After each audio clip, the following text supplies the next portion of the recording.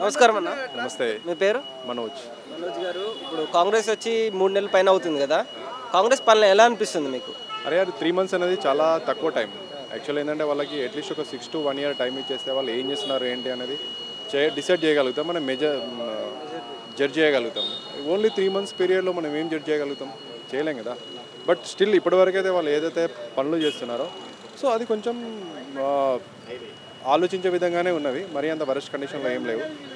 So అది అంటే ఇప్పుడు కాంగ్రెస్ పెట్టే పథకాల్లో ఎక్కువ ఈ స్త్రీలకే మంచిగా ఉంటాయని చెప్పేసి అంటున్నారు, పురుషులకి ఎటువంటి సంక్షేమం కానీ అంటే పథకాలు కానీ లేవు అని చెప్పేసి అంటున్నారు. అది ఎంతవరకు వాస్తవం అంటారు? అరే పథకాలు అనేవి ఫస్ట్ జనాల్ని లేజీ చేయడానికి తప్ప జనాల్ని ఎంకరేజ్ చేయడానికి ఉండవు. పథకాలు అంటే ఏంటి? అసలు పథకాలు ఇవ్వాల్సిన అవసరం ఏముంది? ఇప్పుడు వృద్ధాప్య పింఛన్ అంటున్నాడు. ఒక తల్లిదండ్రి బాధ్యత ఎవరిది? కొడుకుదే కదా, వారి కూతురుదే కదా. ఎందుకంటే వాళ్ళు సంపాదించిన ఆస్తుల్ని మనం అనుభవిస్తున్నప్పుడు వాళ్ళ బాధ్యత తీసుకోవాల్సిన బాధ్యత కూడా మనదే కదా. సో ఈరోజు వాళ్ళని వదిలేస్తున్నాం, రేపు మన పుట్టిన పిల్లలు మనం వదిలేరన్న గ్యారంటీ ఏముంది? ఎందుకంటే ఇప్పుడు నువ్వు ఎలా బిహేవ్ చేస్తున్నావు నీ కొడుకు కూడా అలానే బిహేవ్ చేస్తుంది కదా. సో దానికి గవర్నమెంట్ వాడు ఇచ్చే పింఛన్ల మీద ఆధారపడి వాళ్ళని చేయడం ఇది ఎంతవరకు కరెక్ట్? అసలు పింఛన్లు అనేది ఈ స్కీమ్స్ అనేది ఎవరిది? ఇప్పుడు నాలాంటి నేను ఒక ప్రైవేట్ ఎంప్లాయీని, ఇయర్లీ ఒక 1,20,000 గవర్నమెంట్కి ట్యాక్స్ పే చేస్తాను.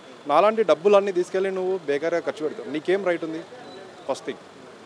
సో నువ్వు ఉపాధి కల్పించు, ఎవరైనా సరే అన్ఎంప్లాయీకి ఎంప్లాయ్మెంట్ చూపించు.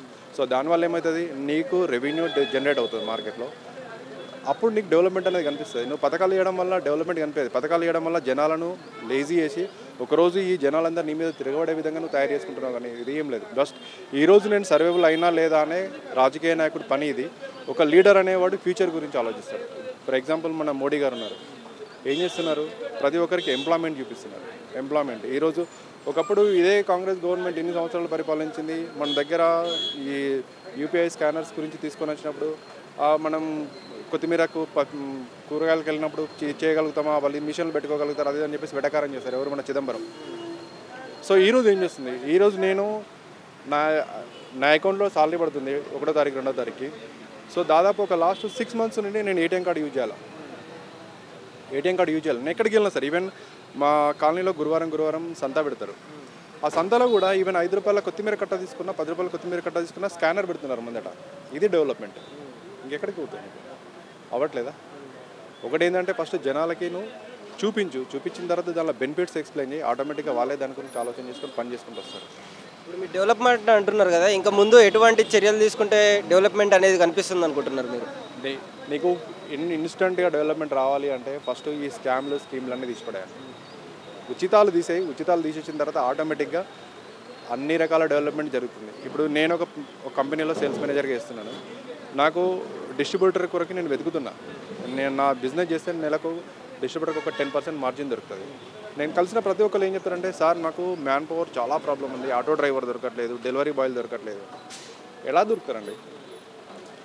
ఒక ఇంట్లోకి బియ్యం ఫ్రీ వస్తున్నాయి, మహిళా పింఛన్లు వస్తున్నాయి, వృద్ధాప్య పింఛన్లు వస్తున్నాయి, అన్ని రకాలు వస్తున్నాయి. ఈరోజు ఎవడన్నా లేబర్ వర్క్ చేయడానికి చిన్న డైలీ వర్క్కి రావడుతున్నాడు అంటే సాయంత్రం క్వార్టర్ మందు కొరకు తప్ప దేని కొరకు పని చేయట్లేదు. ఇదంతా ఫాల్ట్ ఎవరిది? గవర్నమెంట్ది కదా. అక్కడికి ఏమవసరం అని ఇస్తున్నాడు ఉచితాలు?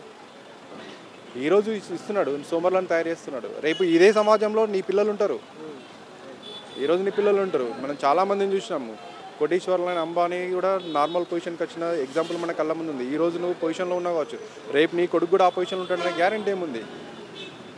సో కామన్ మ్యాన్ ఒక గవర్నమెంట్ ఎప్పుడైనా సరే లంచం తీసుకునేవాడు కానీ, ఉచితాల గురించి ఆలోచించేవాడు కానీ, ఉచితాలు పెట్టాలనే ఆలోచన వేసేవాడు కూడా ఆలోచించాలి. అంటే రేపు ఇది ఇన్ ఫ్యూచర్లో నేను కాకపోవచ్చు, నా పిల్లలు ఆ తరం వాళ్ళనే అనుభవిస్తారు ఈ మంచి చెడు అన్న ఆలోచన వాడికి ఉంటే వాడు ఇలాంటి పిచ్చి పనులు చేయడు.